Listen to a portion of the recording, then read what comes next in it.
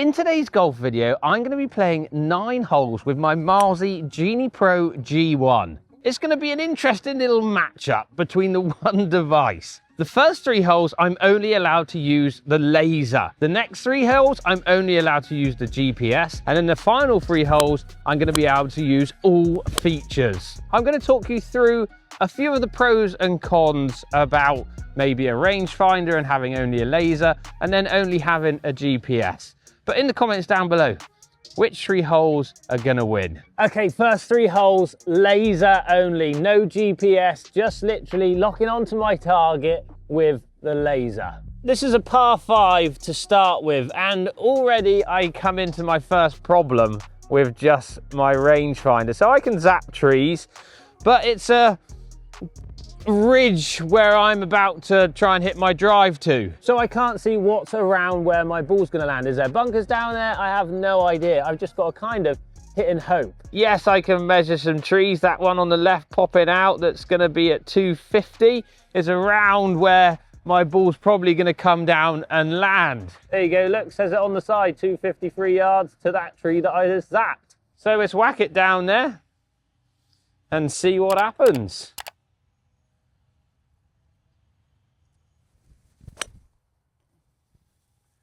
And that is whacked down there. What a great first drive of the morning. And so 236 to the flag, 224 to carry the bunker on the left. It looks like the pin's at the back, and I've got an overhanging tree in front of me. So I've got 5 wood grip down to try and help me launch it over this tree. I'm going to start it over the right, and I'm gripping down because I think it's a bit too much club.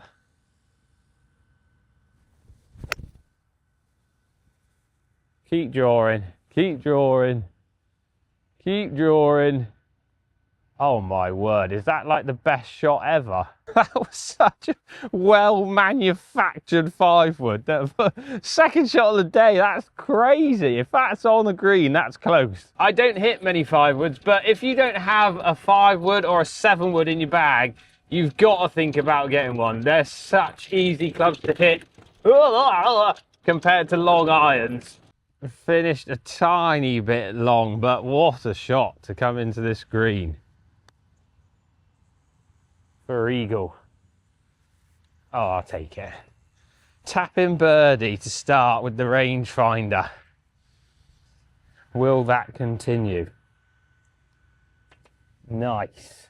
Next up, little par 3 down the hill. And this is where I think rangefinders are at their best. Approach play.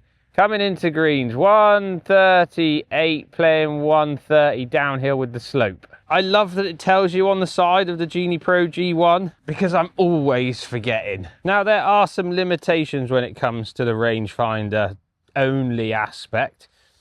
Like on this one, luckily I can see all of the green, so I know where that pin is and how much green is short and long of that flag, and I'm going to try and go a bit long of it because if I short side myself, I'm in a little bit of trouble. And if I try and go pin high and miss left or right, I'm going to be in one of those bunkers. Whereas if I'm a bit long of the pin, I'm taking those bunkers out of play as well. But on the last hole, for instance, hitting into that green that was above me, I can't see what's short or long and where that pin is on the green. So it's a little bit restrictive of course management. I always played with a rangefinder as a kid growing up. It was kind of what the good players had. Oh, I've yoinked that. That's awful. Oh dear, that's absolutely terrible. At least I can practice my chipping. Oh, so funny, isn't it? 5 wood on the last from 236 or something it was. Putting from 20 odd feet. Pitching wedge from 130 yards. Missed the green. Not the best chip, a little bit downhill from where I was coming from, so flew it a little bit too far, giving that birdie straight back on 136 yard par 3.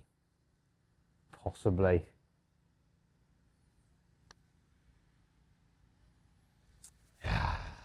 What a waste. Bogey, terrible tee shot. Right, final hole. There is a bunker on the right which I can zap to, so getting an idea of the layout of this hole. So 254 to carry that bunker on the right. There's a tree overhanging again at 214. So the rangefinder does give you more information, which is going to help with course management. But when you can't see what's happening, obviously it becomes a little trickier. One thing that people do say as well is that rangefinder slows up play. Well, as soon as you get used to using them, they're so fast. That took me what, 20 seconds to zap the green, zap that bunker on the right, and I've got loads more information. And especially with Milesee's lock-in feature as well, like, you're not taking a lot of time to try and zap a flag. It's pretty instant. And Mileseey GenePro G1 locks in on like 0.1 of a second, I think. So even if you've got a shaky hand, you're not going to have any problems, and you're not going to slow up play. This is very conservative off this tee, but I've hit a lovely. They're super accurate as well. So once you're locked into your target and your distance, you're confident that you've got the right one. And especially when you're zapping those flags. Oh, it's leaking right. No. Oh, just enough club to get over that bunker. Pin high, but a slight push. This for 1 under then with the rangefinder. Big swing right to left.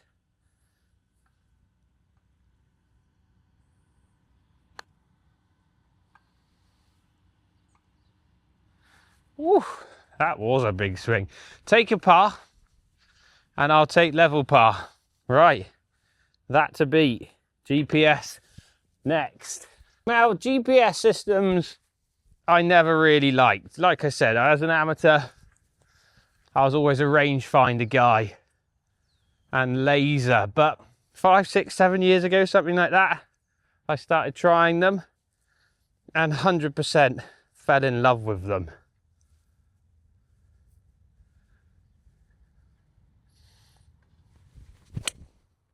Oh, a little bit bottomy. It's straight though.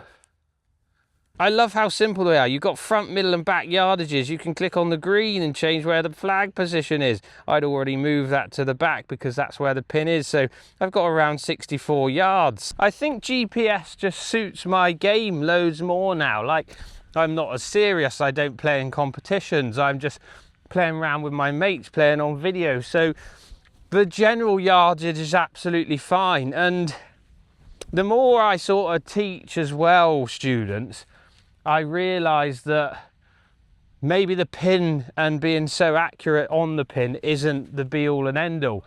Hitting the green is the most important thing. So it takes away that sort of pressure and gives you a bigger area to hit into.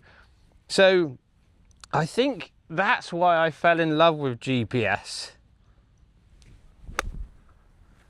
More than just using a rangefinder. Sit a little. God, that pin is right at the back, and that's possibly where you do miss out a little bit with just GPS, because I've clicked where the pin is, where I think it is on that green, and it's actually a lot further back, so I didn't have as much space to hit into as I thought. Can I get up and down?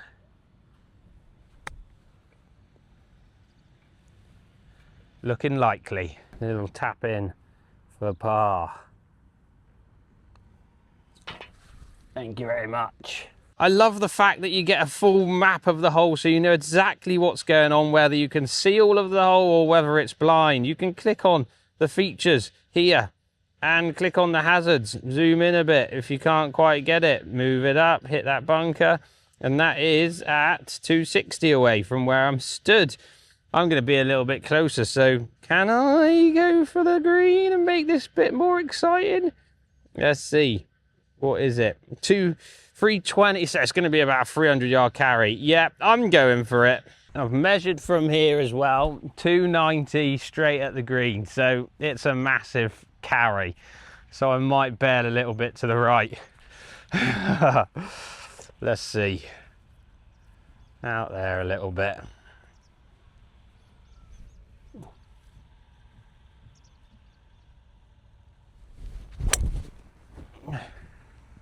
It's bailed. It's drawing though. Come on. Oh yeah, nice shot. This is going to be a scary hole for lots of golfers out there, I tell you that. You can't carry the ball a long way and take the water out of play. You've got to hit a very accurate tee shot. Just trying to find if I can see where that pitched, but I can't. And I reckon on the line, if I had gone straight at it, I'm pitching in the lake just here. So lucky that I bailed a little bit.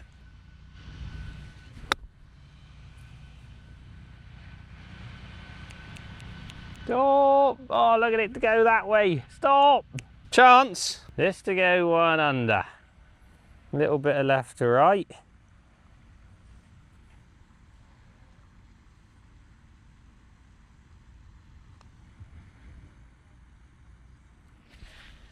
Oh, weak. 373 yard hole. Zoom in a bit. How far are we over that bunker? Over that bunker's 212, so driver, no real problems. Let's just try and get it in the fairway. So level par with the laser, level par currently with GPS, 1 hole to play. Out of the two, if I was to be buying one and just go for one or the other, I'd pick GPS. You get a little bit more information on there. I think if you're a golfer that plays the same course there all the time, I think a laser is plenty, and it's going to give you so much more information, because you know if you can reach a bunker on the 6th hole at your club or not, and you know if you can go for it or not. So you don't maybe need that information, whereas if you're playing lots of different courses every week, or once a month you go away with your friends and so on, I think GPS would be a better option. I play lots of different courses. I don't know what's around the corner from the next hole to this hole. So GPS, I think, for me personally, works a lot better. 81 yards to the middle, and that pin looks pretty much in the middle, so I might move it a little bit. I reckon I'm going to go a little bit longer than middle. Let's see how accurate I am. And I'm only 80 odd yards away, so you can see pros and cons to each device, isn't there? Like the laser now would give me an exact yardage to that pin, whereas with the GPS I'm kind of guessing where that pin is. But again, it gives me a general idea of front, middle and back. I'd still pick GPS over rangefinder if I was to have one though. Oh, that's come out so funny. Don't know if there was something under that or not. Oh, no. And I've left myself an absolute stinker. Hardly any green to work with. Up the hill, ball slightly below my feet. Need a magic shot.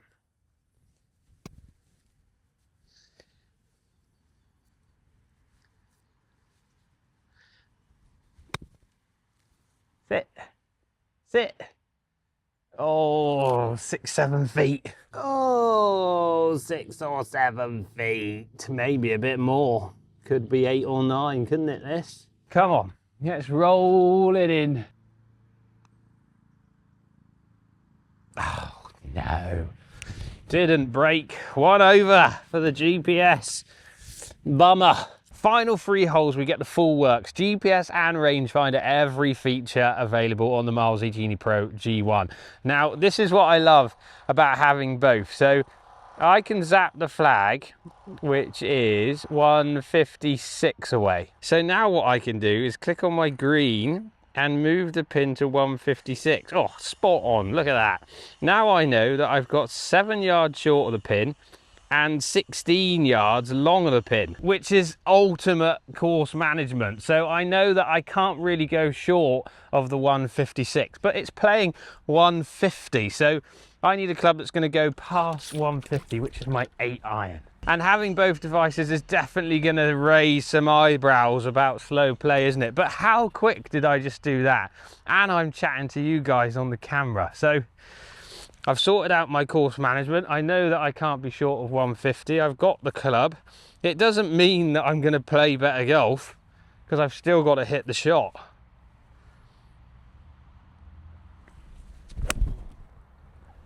Which I have. And that should be just past the pin, middle of the green. Ah, spot on. It just gives you that extra layer of confidence. Now, I know Mileseey GenePro G1 is my rangefinder, but I'm going to put it out there and say it. It is the best rangefinder, hybrid, whatever you want to call it, out there. Hands down. Definitely a sucker pin, that one. You can't be missing short right or anything here. And that 8-iron, yep, it's gone past the pin, but it's on the green and I've got a chance of a par. I've definitely got a chance of a par because I've got a chance of a birdie. Bit of a quick putt, I think. It's down the slope.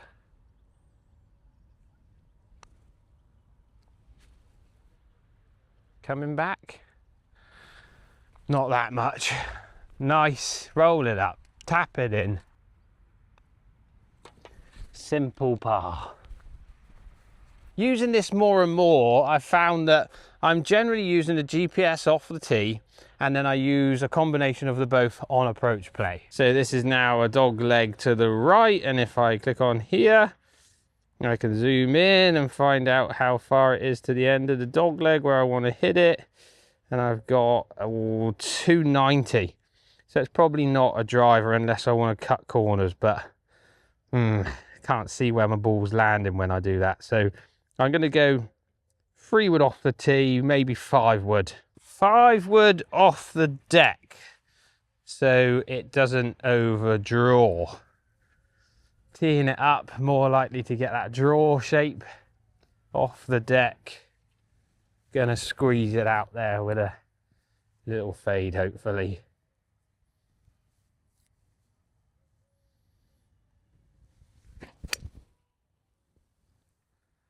That is perfect.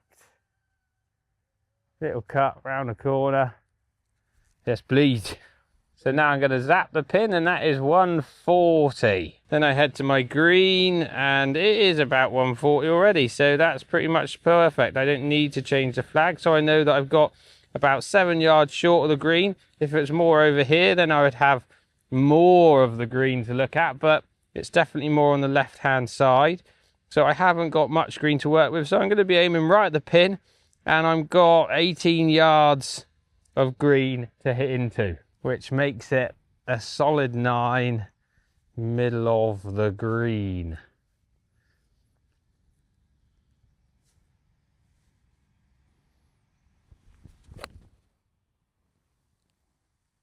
Little bit leaky to the right. It's on, it's safe. Oh, that's boring. But anything left of that pin is in a massive bunker, and you're short-siding yourself. You just can't go left of that pin. Who's this on my green? Is that Rory and Mark? What are they doing here? All right, 2 putt needed. Birdie, it's not really a birdie chance, is it? But 2 putt walk on.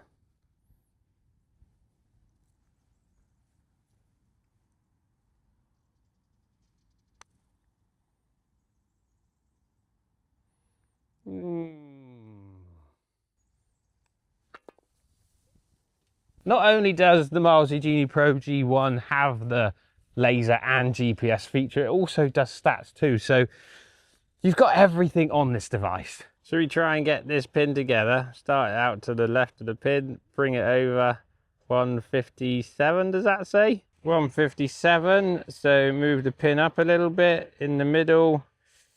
So I've only got 6 yards along of the pin and 13 yards short, and it was playing slightly downhill by 5 yards, so it's another 9/8 iron. It's a 9 iron, isn't it? There is a little bit of breeze popping up too, so you have got the bank long, so I could hit an 8, but would it get stuck on there? I'm going to go with a hard 9 and smash it.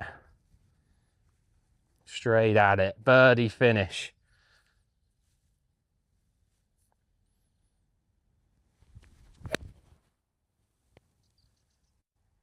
It is at it. Is it up? It's up. It was slightly heavy. Not quite the finish I was hoping for. I wanted it dancing around that flag, tapping it in for birdie. Boom! But instead, we've got a 35-footer for birdie. But still, a small little test between rangefinder, GPS, and a combination of the two. It's not a massive test, obviously. 3 holes isn't enough, but having both, I think, personally, is just an absolute game changer. Whether that's you have a laser and a GPS in separate units or in the one like the Mileseey GenePro G1. I love that it's in the one device. And that is 3 simple pars. Course management, it just helps you build that confidence knowing that you're making the right decisions. Obviously, you've still got to hit good shots, but having that confidence knowing that you're picking the right targets, the right club, is going to help you hopefully lower those scores. Let me know in the comments down below, what do you use? Laser, GPS, both? And do you find them helping your decision making and your scores? I'd love to know. As always, if you're not subscribed to the channel, please do consider hitting that subscribe button if you're not already. And if you're enjoying the videos, please do hit that like button and turn your bell on so you get notified of when I upload all my new videos. Thanks all for watching. I'll see you in the next one.